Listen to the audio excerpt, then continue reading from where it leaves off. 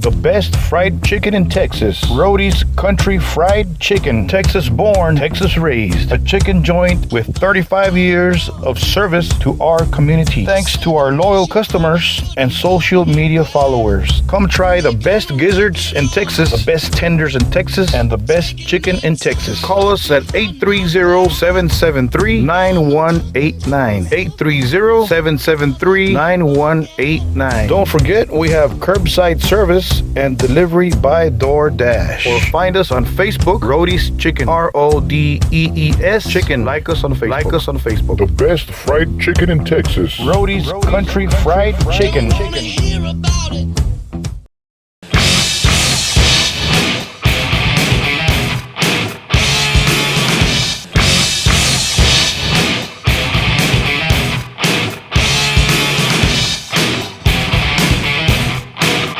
That metal interview. Greetings from your host, James, from the one and only state of Texas in the United States of America, from the one and only podcast, That Metal Interview Podcast. We welcome you once again. Thank you, guys. And we have a special treat. We have a member of Interloper, or Interloper, as you want to say it, a progressive metal band. You could label it different different ways and different subgenres of metal. It's up to you, okay? So this is crazy metal. Some good stuff, of course. And they have Interloper has a brand new album on Nuclear Blast by the title of Search Party. You guys can stream it, download it. It's available on all digital formats. Okay, so it's called Search Party. And the band is called Interloper, and our guest is none other than the vocalist / guitarist, Andrew Virrueta. And he joins us and speaks to us about this new album, Search Party, its makings, and the way they wrote it, and this and that. And they actually just released an EP, their first EP this year also, 2021, back in January. And then this June 11th, they released this brand new album, Search Party. So for all the fanatics that follow Interloper, let's play some Interloper here. For all the people that are not aware or sure who they are or what they sound like, we're going to play Pathkeeper. This was released at the same time as the album was released by Nuclear Blast Records. And here's Pathkeeper, and we'll be right back with the interview with Andrew. That Metal Interview.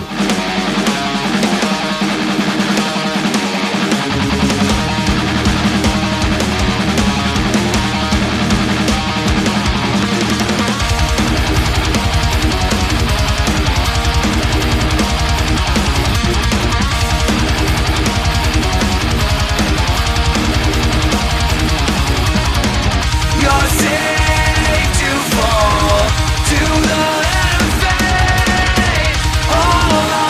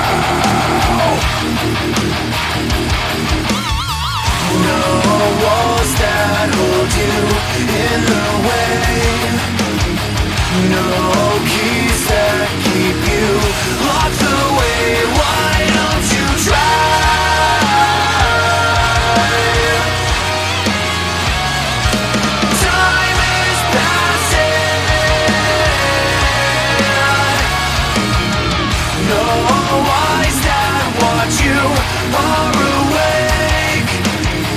No ears that hear you hear a thing. Why don't you try?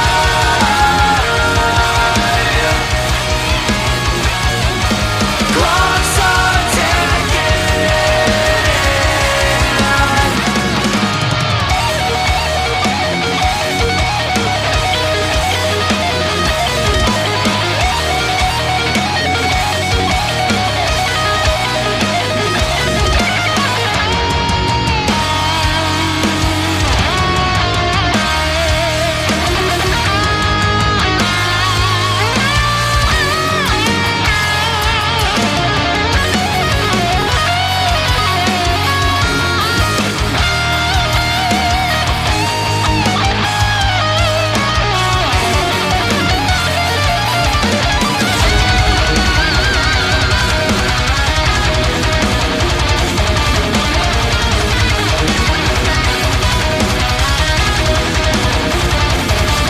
Your feet are begging to feel the ground. This senseless body wants something more, but your heart's not the same. This life is too plain, never-ending games.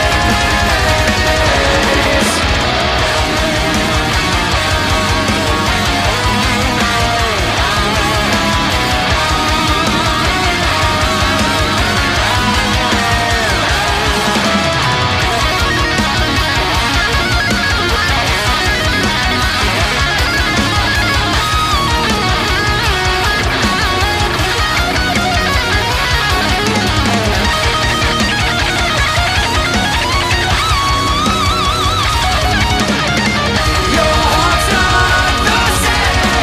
This life is too plain, never-ending games. Nothing to hide from my eyes. Nothing to change this now.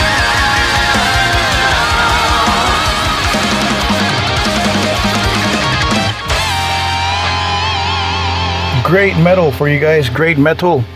We welcome you, of course, one more time. That Metal Interview podcast. Myself, James, and let's cut it short, man. Here's our interview with Andrew of Interloper. Enjoy. New album, Search Party, coming out June 11th. Nuclear Blast. Talk to us about the making of this album. What do you want to know, man? How do you guys go about the writing process? You know, lyric-wise, riff-wise. What's the first step? Is it riff-wise? I see.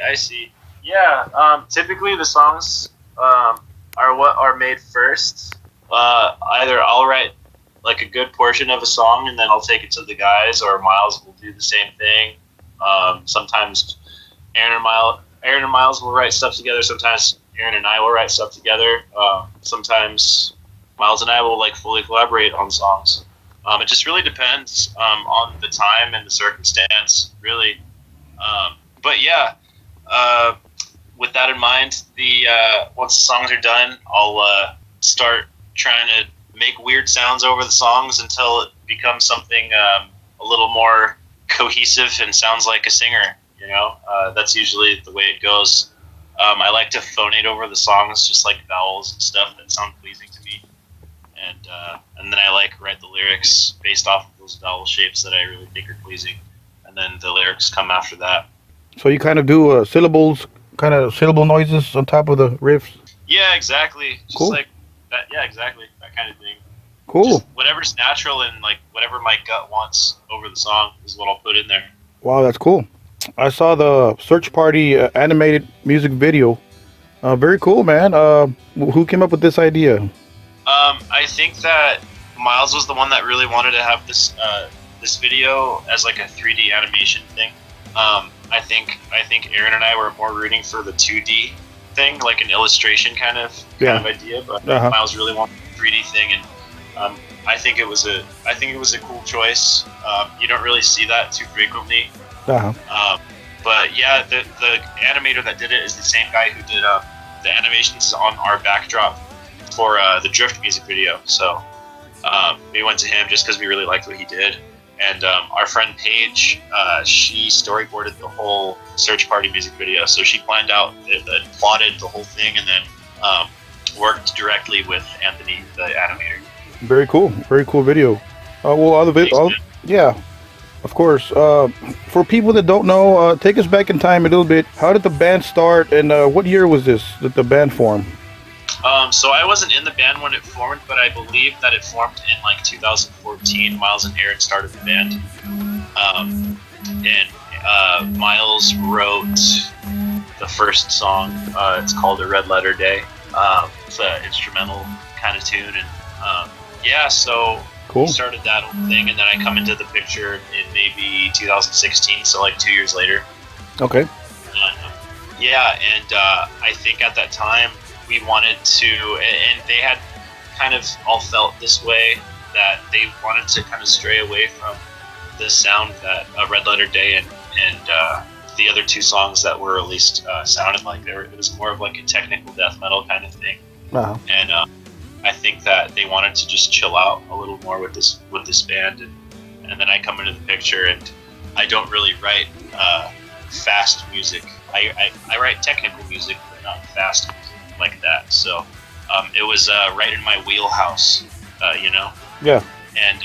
And so we just started experimenting, writing songs together, seeing what could be, and what ended up being was the EP that we put out, A Revenant Legacy. Those songs are a product of that mentality and that mindset. So moving along, we have now Search Party, which is just, I feel, an optimization and like a refinement of the sound of what the EP was. Nice. So that was one of my questions. You guys just released the EP, A Revenant Legacy, this past January, if I'm correct. Yep. Why release an album so soon? Right? Yeah, man. Well, the reason is because we didn't even really want to show the EP to the world, man. We just wanted to start off with the full length. Okay. But you know, I guess we kind of all decided against that, changed our minds or whatever. So I think it was important to just have those songs as kind of checkpoints in our musical career, I guess, in our maturation. I think that was an important move to make. Looking back now, I think it was a good move for us. Nice. Just because, you know, for me, when an album I make is released, usually, all the ideas and thoughts that I have toward each song, it changes like drastically when a song gets released, or when an album gets released for me personally. Like when I listen to a song that I've written and listened to for years and years, and when it finally gets released, I feel like I almost listen to it as a jaded listener, and so I judge very harshly the music that I make after it gets released. Yeah. So with that, I think it was important to do that and put those A Revenant Legacy songs through that treatment in my mind personally. And you know, it's already happening with Search Party. So right. Now I have a list of things I want to, you know, add or subtract. You know, right. That's great. That's cool. I guess it's normal, huh?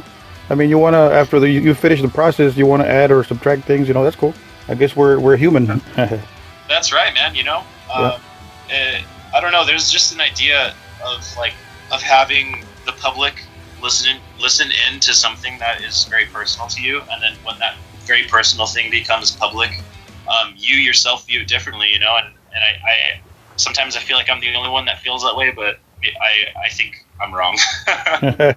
You know. So let me get this right. Maybe I didn't see correctly, but I've seen you guys on YouTube and this and that. You guys are a 3-piece band with no bass player. Is that correct? Yes, that's correct. We don't have a bass player with us, but I thought I was seeing things. Yeah, we have bass tracked on the EP and on the full length as well. Yeah. I tracked bass on the EP, and then our good buddy Jacob Umansky, who plays in a band called Intervals, Okay. He tracked the bass on Search Party. Cool. So you guys go live with no bass player, or? I would really like to have a bass player live with these songs on Search Party. We have toured in the past with just tracked bass. Uh-huh. So yeah, just like backtracked or whatever. But I really am not a fan of that. I don't like seeing bands that do that. Yeah. And I don't want to be a band that does that. So I really, really would like to have a live bass player and eventually Yeah. a bass player as a permanent member. I mean, I heard your music and Interloper, and I don't think you guys need a bass player, but I mean, I see where you might. I get it. You know, that's cool. It sounds cool like that.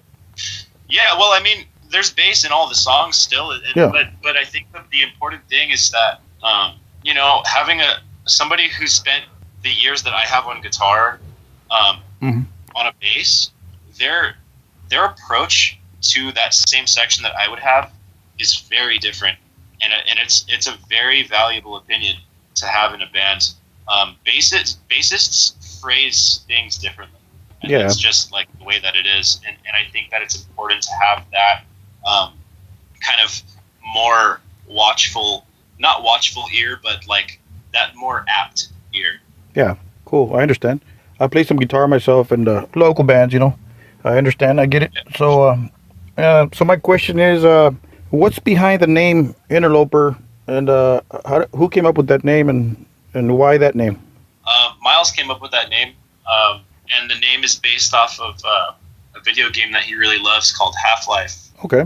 Yeah, so the word interloper is, I think, one of the chapters in Half-Life 2, and so that's what he used, and I think Miles' original intention with this band was to have it a Half-Life themed band, and so we have the first 3 singles that we put out that he put out in like 2014 or 15, Yeah. which were A Red Letter Day, Absolution, and then The Conjuration, and those are all 3 tips of the hat to Half-Life in some way.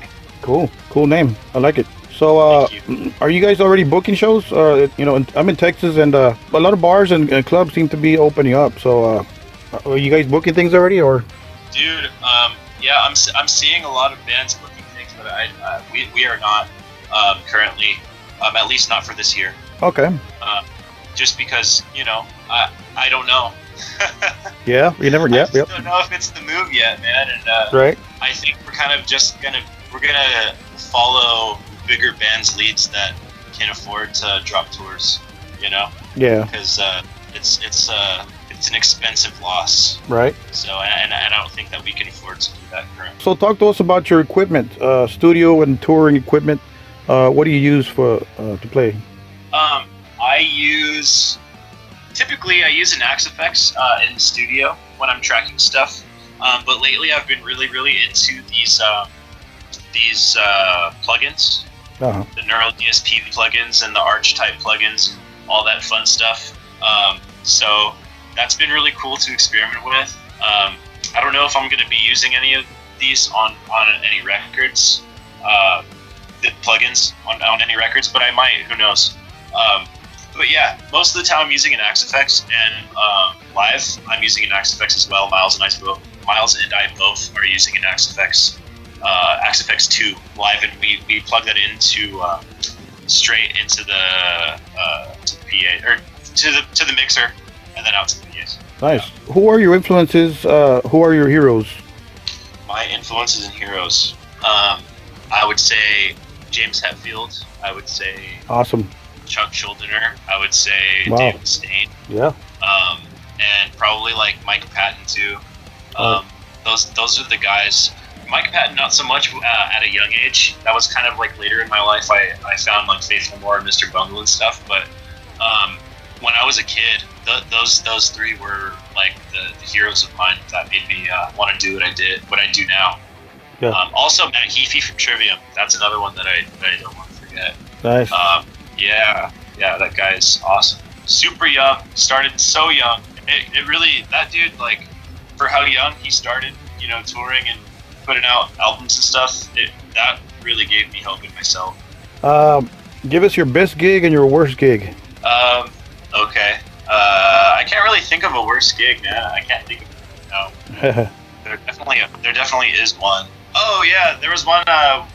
It was both of these are with the Faceless, but one of the worst ones was we were playing in Mexico. We were in Aguascalientes, Okay. and we the owners were like notorious for like shutting power off, Oh wow. whatever, or something like that.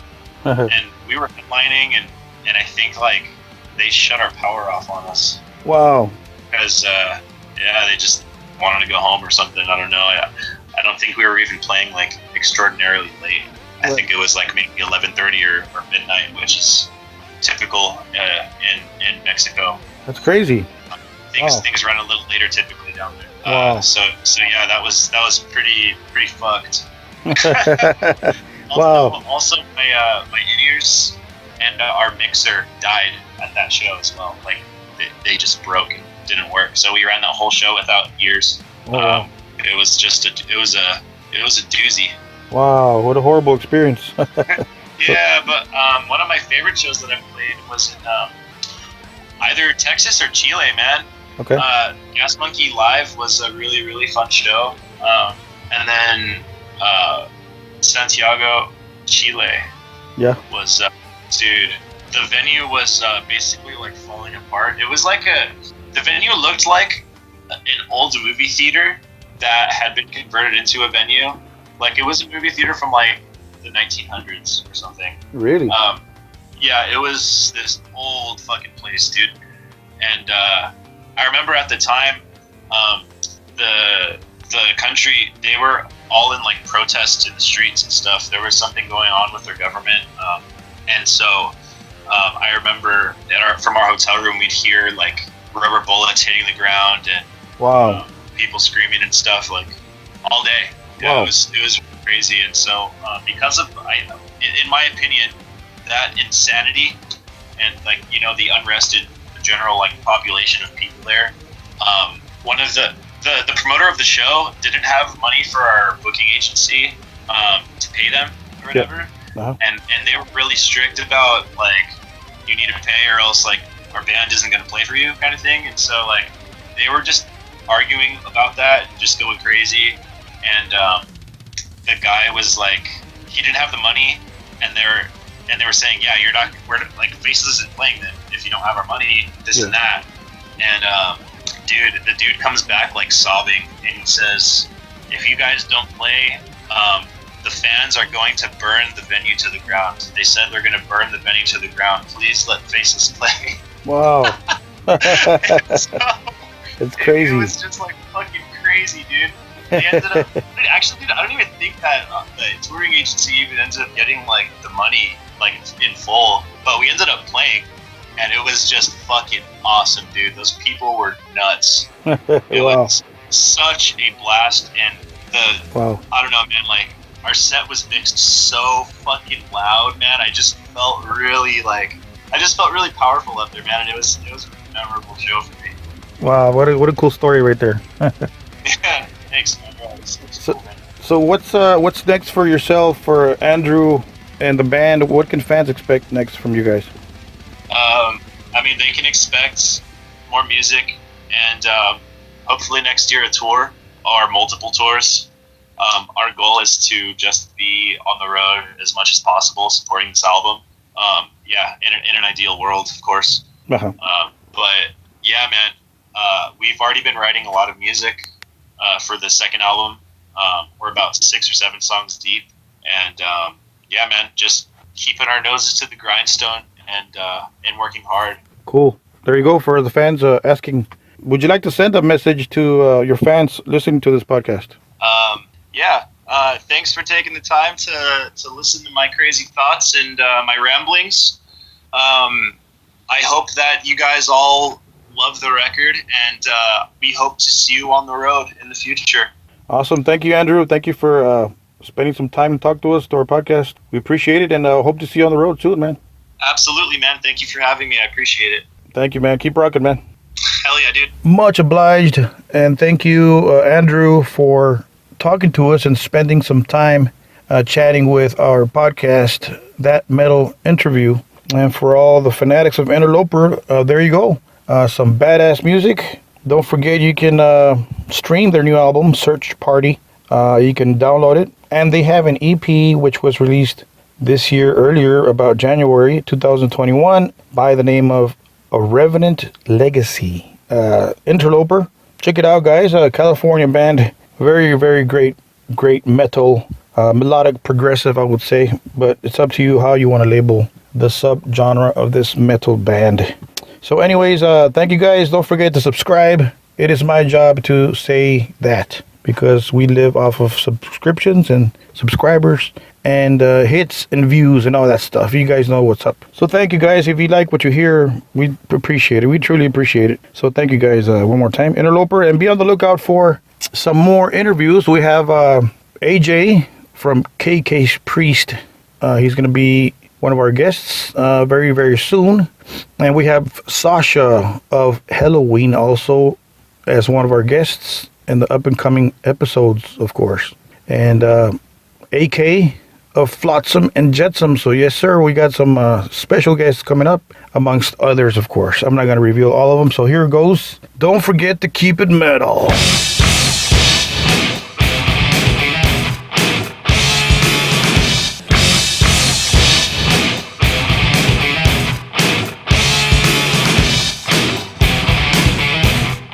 That metal interview.